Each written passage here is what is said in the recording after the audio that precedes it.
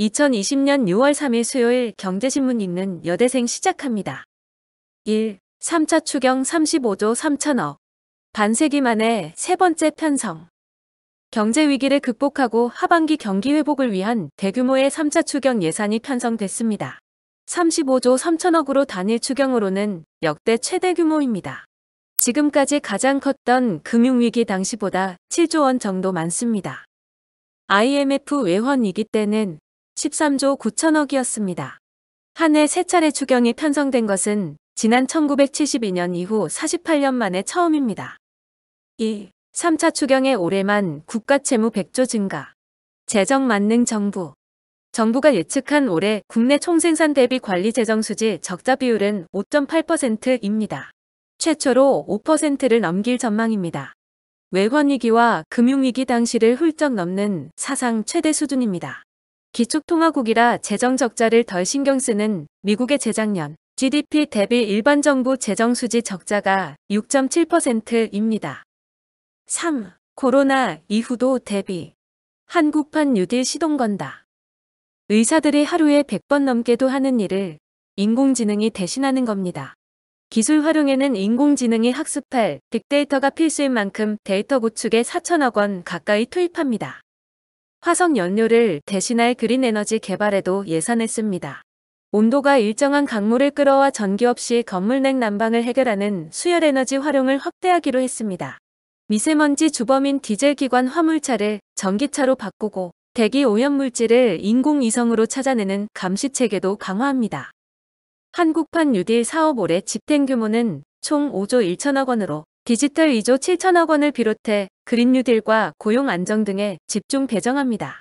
정부는 2년 안에 일자리 55만 개를 만들 것으로 기대하고 있습니다.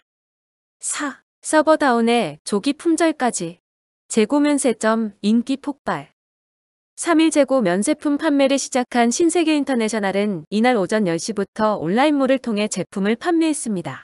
소비자들이 한꺼번에 몰리면서 한때 서버가 다운되기도 했습니다. 현재는 제품의 80% 이상이 판매되면서 조기 매진을 기록했습니다. 재고 면세품이 국내 유통시장에 풀리는 건 이번이 처음입니다.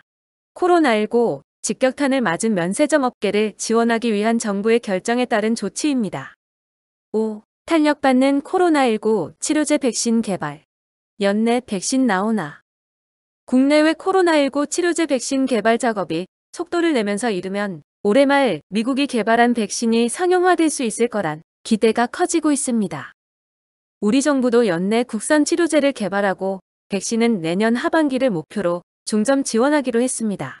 정부는 국산 치료제 백신 개발을 최우선적으로 지원하되 해외에서 개발한 치료제, 백신 확보도 지원하는 투트랙 전략을 가져갈 방침입니다. 6. 외인 기관 매수 코스피 2100선 탈환. 3일 코스피는 외국인과 기관 매수의 상승세를 유지하다 2100선을 탈환했습니다. 코스닥은 외국인과 기관 매도의 하락폭을 키우다 1%가량 하락하며 마감했습니다. 코스피는 이날 전장 대비 2.87% 오른 2147.00에 마쳤습니다. 개인은 이날 매도를 유지한 가운데 1조 3286억 원가량 팔아치우며 차익 실현에 나섰습니다. 외국인과 기관은 각각 2041억 원, 1조 1594억 원을 사들였습니다. 7. 사상 두 번째 마이너스 물가. 디플레이션 경고음. 장 보러 나가면 먹거리 물가는 계속 오르기만 하는데 지난달 전체 소비자 물가 상승률은 8개월 만에 마이너스를 기록했습니다. 디플레이션 초기 현상이라는 관측의 정부는 국제유가 하락에 따른 일시적인 현상일 뿐이라고 선을 그었습니다. 8. 개발 호재의 규제 회피 효과. 용산 경매 감정가 2배의 낙찰. 정부가 서울 용산역 철도 정비창 용지에 미니 신도시급 아파트를 공급한다는 계획을 발표한 이후 용산 경매에 투자 수요가 몰리고 있습니다. 이 일대가 토지 거래 허가 구역으로 묶였으나 법원 경매는 예외이기 때문입니다. 3일 법원 경매 전문기업 지지옥션에 따르면 전날 서울서부지법에서 진행된 서울 용산구 한강로이가 소재 건물은 감정가가 6억 688만 원에 책정됐으나 최근 용산 개발 호재 분위기를 타고 응찰자가 대거 몰리면서 12억 1389만 원에 최종 매각됐습니다. 낙찰가가 감정가의 2배에 달합니다. 9. 영세가맹점, 주말에 카드사에서 운영자금 대출 가능. 금융위원회는 연 매출액이 3억 원 이하인 영세가맹점이 주말 동안 카드 매출 대금 일부를 받을 수 있도록 여신전문금융업법에 대한 법령 해석을 변경했다고 3일 밝혔습니다. 카드사는 연매출 5억 원 이하 신용카드 가맹점에 대해 카드 결제 후 2영업일 내 카드 대출 대금을 지급하고 있으나 주말 공휴일 등 카드사 비영업일에는 대금이 지급되지 않았습니다.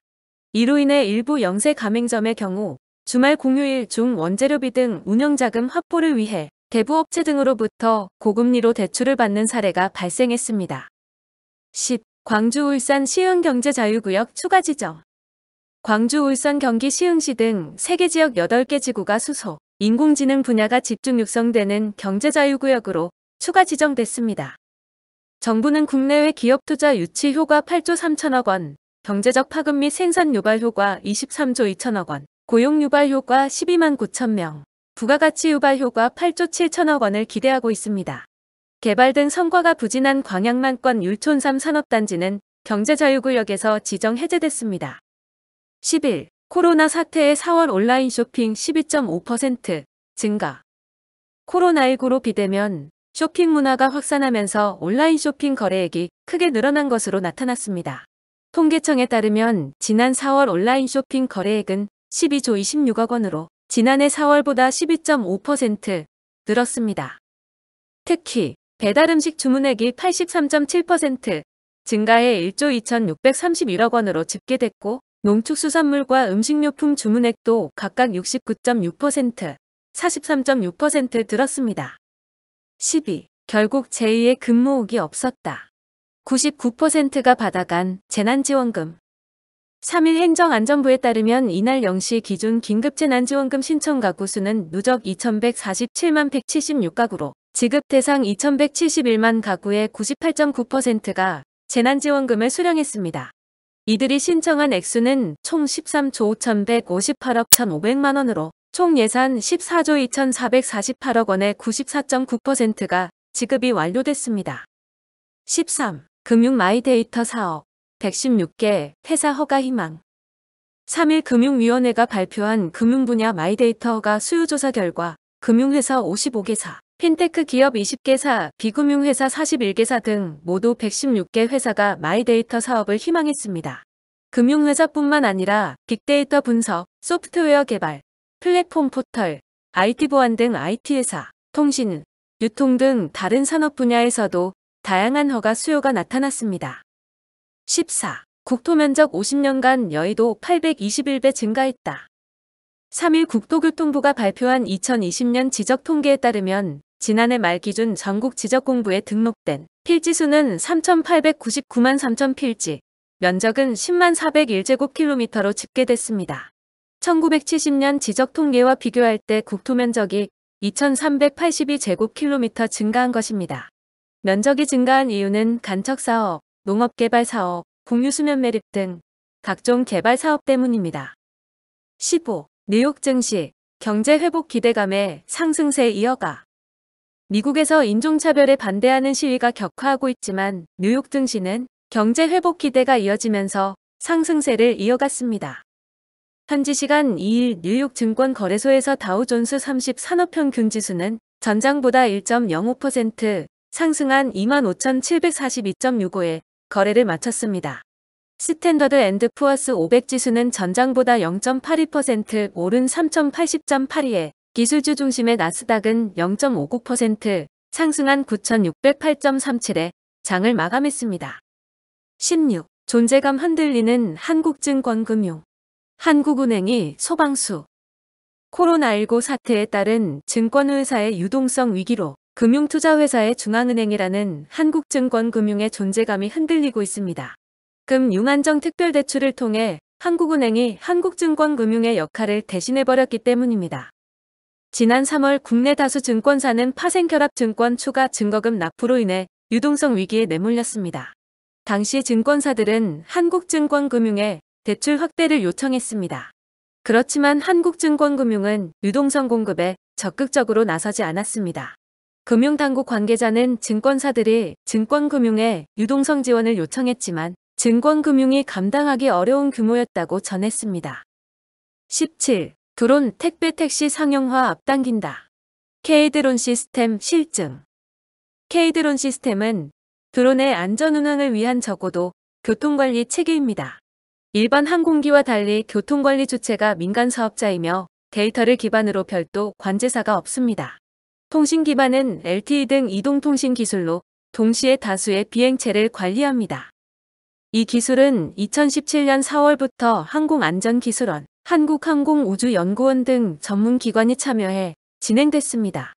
2022년 12월까지 총 245억 원을 투입해 시스템 개발과 실증 시험을 완료할 계획입니다. 18. 고등어 국민 생선 자리 뺏겼다. 한국인이 좋아하는 수산물은 3일 한국해양수산개발원이 전국 성인 남녀 3,000명을 대상으로 한 해양수산 국민인식조사 결과입니다. 설문에 따르면 응답자 중 15%가 가장 좋아하는 수산물로 오징어를 꼽아 1위를 차지했습니다. 지난해까지 3년 연속 1위를 차지한 고등어는 2위를 차지했다.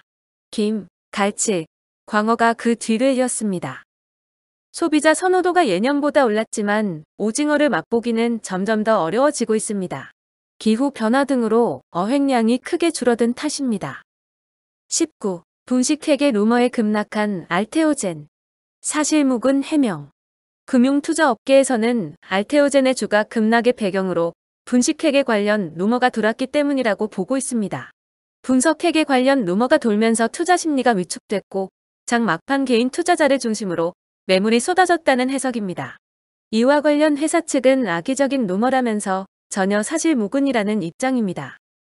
20. 손목 위주치의 웨어러블. 당뇨병 고혈압 환자에게 간다.